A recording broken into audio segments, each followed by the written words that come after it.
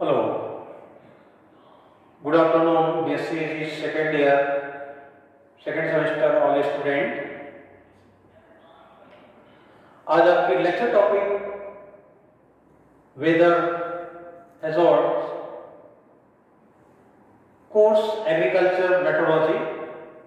Metrology के अंतर्गत जो आपका वेदर में जो जोखिम या रिस्क किस तरीके की वहां पे क्रिएट होती है, उत्पन्न होती है, इस पे आज डिस्कस करेंगे। जो आपका उसमें उससे related types of weather resorts, उसमें उसके अंतर्गत जो वहां पे ड्रॉट की कंडीशन, फ्लड की कंडीशन एंड स्टॉर्म्स यानी आंधी तूफान, तो उससे रिलेटेड जितनी भी प्रॉब्लम्स क्रिएट होती है, जो उसके टाइप्स हैं, ऐसी कंडीशन जब वहां पे बनती है तो उससे रिलेटेड आपको इंफॉर्मेशन एग्रीकल्चरल मेट्रोलॉजी जो लैब है, जो डिपार्टमेंट है, उससे आपको जो जानकारी मिलती है तो आप सतर्क हो जाते हैं, उससे रिलेटेड आप आगे की प्लानिंग करते हैं। जो कि एग्रीकल्चर में हम क्रॉप प्रोडक्शन जब करते हैं, फसल उत्पादन करते हैं, तो उससे रिलेटेड हम वहां पे उसके प्रति जो आगे की कंडीशन है उसके लिए जानकारी हम कलेक्ट करना, जो हमारे क्रॉप प्रोडक्शन फसल उत्पादन के लिए बेटर होता है। और उस कंडीशन में आप देखते हैं कि जैसे जहां पे टेम्परेचर अधिक यानी डिजर्ट रीजन है, जो ड्रॉट की कंडीशन है, जहां पे annual rainfall less than 450 millimetre to 350 millimetre तक जो कंडीशन वहां पे क्रिएट होती है वो ड्रॉट की कंडीशन होती है। बट ड्रॉट में डिफरेंट टाइप्स ऑफ ड्रॉट भी वहां पे आपको देखने को मिलता है। तो उसी तरीके से इसमें वेदर हैजर्ड में आपका जो मौसम में एक तरह से जो चेंजिंग जो वहां पे उसके अंतर्गत मौसम में जोखिम या खतरा, the weather parameters which causes loss और या damage to plants and animals are usually snow, ice, heavy rains, air pollution, excessive heat or या cold, drought, local severe storms, storms means होता है आपका आंधी तूफान, hail, हेल मीन्स आपका जैसे आप देखते हैं कि जो हिम की यानी जो आइस के रूप में बड़े बड़े टुकड़ों के रूप में वहां पे जब साल पे जब बढ़ते हैं तो ऐसे कंडीशन में उसको बोला जाता है हेल। सैंड स्टॉर्म्स, जो सैंड स्टॉर्म्स हैं वो आपके जहां पे डिजर्ट रीजन है, रेगिस्तान है, तो सैंड जो बालू के यानी उसमें जो कण होते हैं, पार्टिकल्स होते हैं, वो आंधी यानी इतनी तेज जो एयर स्पीड होती है, हवा यानी आंधी के रूप में होती है, तो उसमें सैंड के जो पार्टिकल्स हैं उड़ करके एक दूसरे स्थान पे जाकर के टीले के रूप में वहां पे इकट्ठे हो जाते हैं, तो उसको बोलते हैं sand storms. And strong winds, जो तेज हवाएं चलती हैं, एंड फ्लड्स यानी बाढ़, जब रेनी सीजन में आवश्यकता से अधिक जब वहां पर रेनफॉल हो जाती है, कंटिन्यू रेनफॉल होती रहती है, तो उस कंडीशन में फ्लड की कंडीशन वहां बनती है, बाढ़ आ जाती है। एंड सी सॉल्ट, जो समुद्र में हम देखते हैं कि वाटर ज्यादा वहां पे जब कलेक्ट होता है तो उसकी कंडीशन भी वहां पे वेदर में अपोजिट हो जाती है। And damage in maritime areas, तो ऐसे कंडीशन में वहां पे जो मौसम के अंतर्गत वहां पे खतरा या जोखिम रिस्क वहां पे ज्यादा होती है। Types of water hazards, types of water hazards में आपका फर्स्ट है फ्रॉस्ट एंड हाई टेम्परेचर। आप देखते हैं कि जब ऐसी कंडीशन में वहां पे ठंड अधिक जब हो जाती है, ठंड यानी विंटर के सीजन में फ्रॉस्ट यानी कोहरे की वहां पे कंडीशन बनती है। एंड हाई टेम्परेचर जब आपका जो है कि गर्मी के सीजन में टेम्परेचर जब अधिक हो जाती है तो उस समय भी आपको एक प्रॉब्लम क्रिएट होती है कि लाइक जब तेज हवाएं चलती हैं तो लू की कंडीशन हो जाती है। एंड नेक्स्ट ड्रॉट यानी वहां पे सूखे की स्थिति, जब अभी आपको बताया कि रेनफॉल आपकी 450 मिलीमीटर लेस देन जब वहां पे रेनफॉल होती है तो सूखे की कंडीशन में वहां पे कन्वर्ट हो जाती है। और उसके अंतर्गत आप देखते हैं कुछ ऐसे ड्रॉट कंडीशन होती है कि वहां पे जो प्लांट्स और सॉइल में प्रेजेंट मॉइस्चर है उसका इवेपोट्रांसपिरेशन तीव्र गति से होता है, जिससे कि वहां पे क्रॉप का प्रोडक्शन लेना संभव नहीं होता। एंड नेक्स्ट फ्लड्स यानी बाढ़। बाढ़ की कंडीशन तब होती है जब वहां पे कंटिन्यू रेनफॉल अधिक होती रहती है, जो वहां पे फ्लड की कंडीशन में कन्वर्ट हो जाती है। Like river, lakes, ponds overflow हो जाते हैं। ओवरफ्लो करके निचली एरिया में सरफेस, सॉइल सरफेस पे जो है फैल जाती है, जिसमें हम देखते हैं कि वहां के लोगों के जीवन यानी सब वहां पे वो भी खतरे में आ जाते हैं। तो जो ऐसी एरिया में जब ये कन्वर्ट हो जाती है तो ये आपके फ्लड कंडीशन में आ जाती है। नेक्स्ट स्टॉर्म्स यानी वहां पे स्टॉर्म्स में आंधी तूफान, जब ऐसी कंडीशन वहां पे टेम्परेचर अधिक हो, जैसे डिजर्ट रीजन है वहां पे जब अधिक हॉट एयर होती है, जब उसकी कंडीशन में देखते हैं कि उसकी स्पीड अधिक होती है तो उसके साथ जो सॉइल के पार्टिकल्स हैं वो भी उड़ करके एक स्थान से दूसरे स्थान पे जाते हैं और इतनी तीव्र गति होती है कि उसमें भी जो है मौसम के प्रति जो है जोखिम बहुत ज्यादा रिस्क रहता है। And next टोर्नेट्स। टोर्नेट्स में आप देखते हैं कि जब आपकी बॉन्डर की स्थिति वहां पे उत्पन्न होती है, जिसमें टर्नेडो में आपके जो बॉन्डर की स्थिति वहां पे हिंदी में उसको बोलते हैं, जो हिंदी के स्टूडेंट हैं वो भी इसको जो हिंदी में हमने नोट कर दिया उसको आप नोट कर लेंगे। तो उसके अंतर्गत वहां पे ये कंडीशन भी क्रिएट होती है। नंबर 6 लाइटनिंग, वहां पे जब बिजली कड़कती है, आप देखते हैं जब रेनफॉल होती है वहां पे तो दो जो वहां पे क्लाउड्स होते हैं, ऐसे जो रेनी क्लाउड्स होते हैं यानी वहां पे वर्षा करने वाले जो क्लाउड्स होते हैं, बादल होते हैं, आपस में जब वो टकराते हैं तो घर्षण पैदा होता है। उस कंडीशन में आप देखते हैं कि पृथ्वी पे, सॉइल सरफेस पे, अर्थ पे सबसे पहले प्रकाश पहुंचता है, उसके बाद साउंड। जो उसका रीजन है कि हवा में प्रकाश की गति तीव्र होती है, इसलिए जो बिजली कड़कती है वहां पे तो ये कंडीशन वहां पे उसको बोलते हैं बिजली चमकना, लाइटनिंग। और आपका है ब्लिज़ार्ड्स।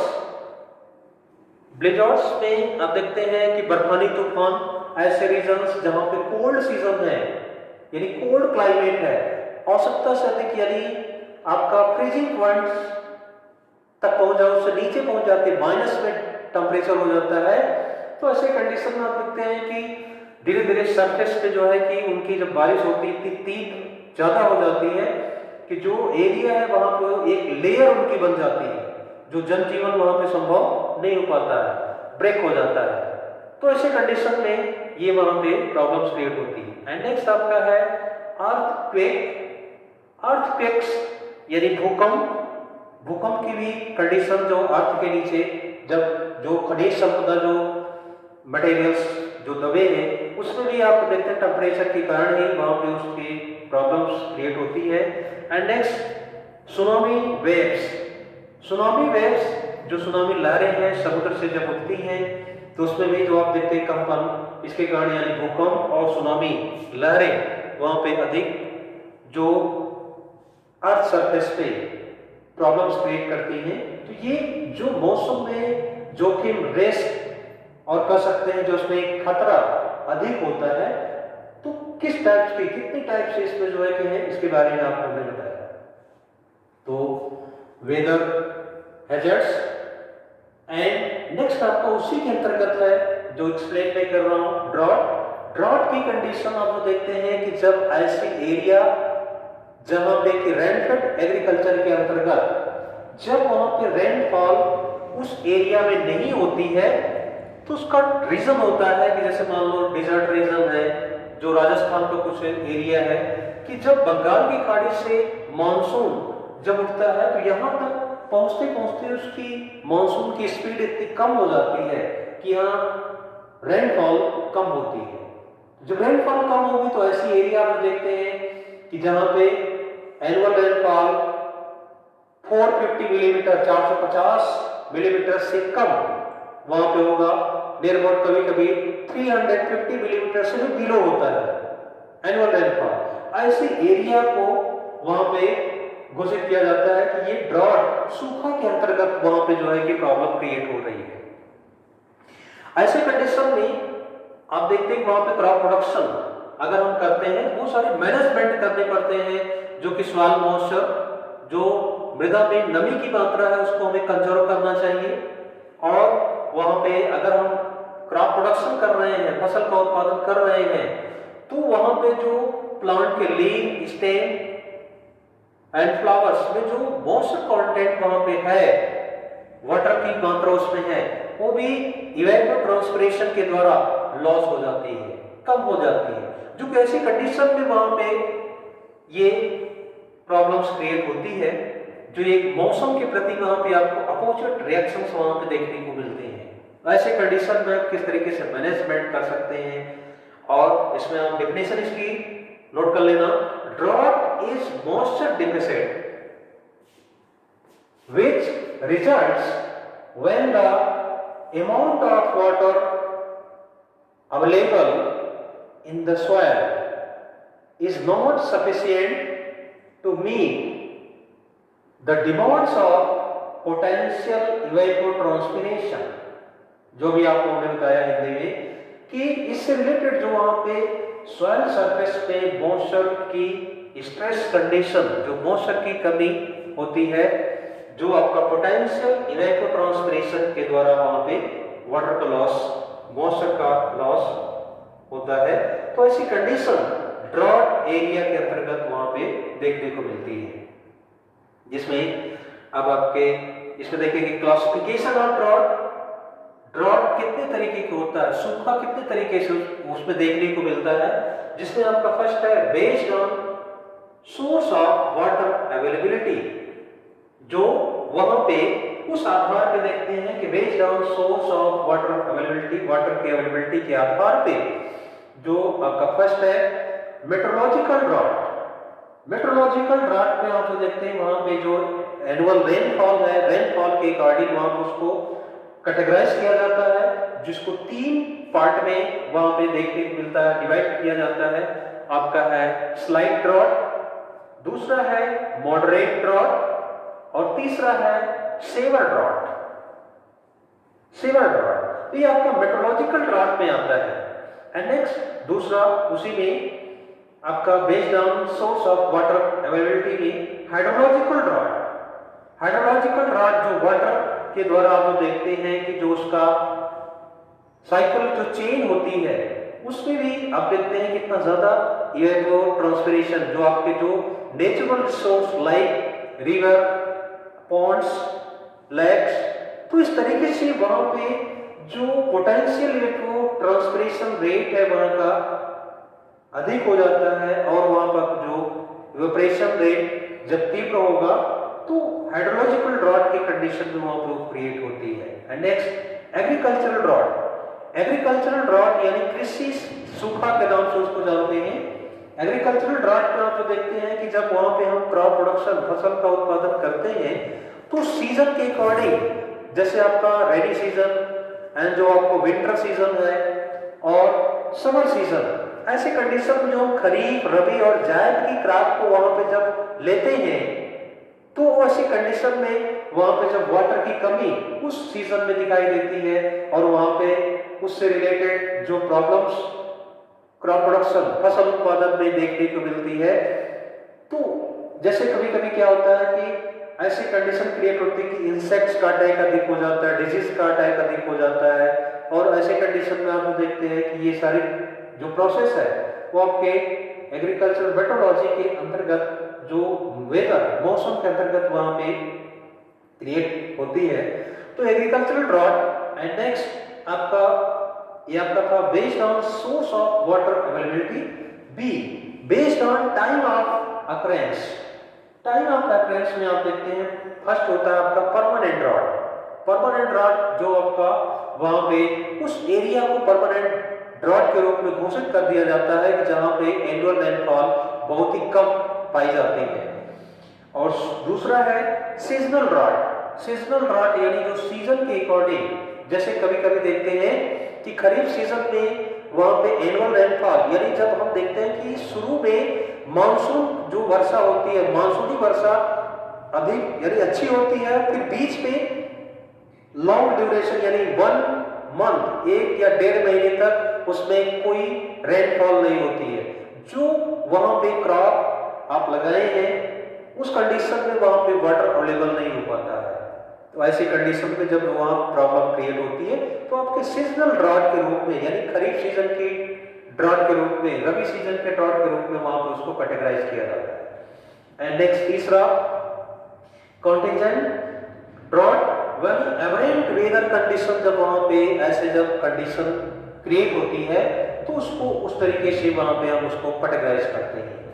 एंड आपका नंबर सी उसमें बेस्ड ऑन मीडियम यानी मीडियम के आधार पे फर्स्ट आपका सॉइल ड्रॉट। सॉइल ड्रॉट में देखते हैं कि जो वहां पे सॉइल में जो ऐसी कंडीशन आपको देखने को मिलती है कि लाइक अपलैंड, लोलैंड एरिया और वहां पे जो उस तरीके से जो और हिली रीजन, प्लेन रीजन, तो हिली रीजन में आप देखते हैं अनडोलेटिंग एरिया, उसके कारण और वहां पे कुछ ऐसी एरिया जहां पे कि उसके कारण वहां पे न्यूट्रिएंट की लॉस कमी।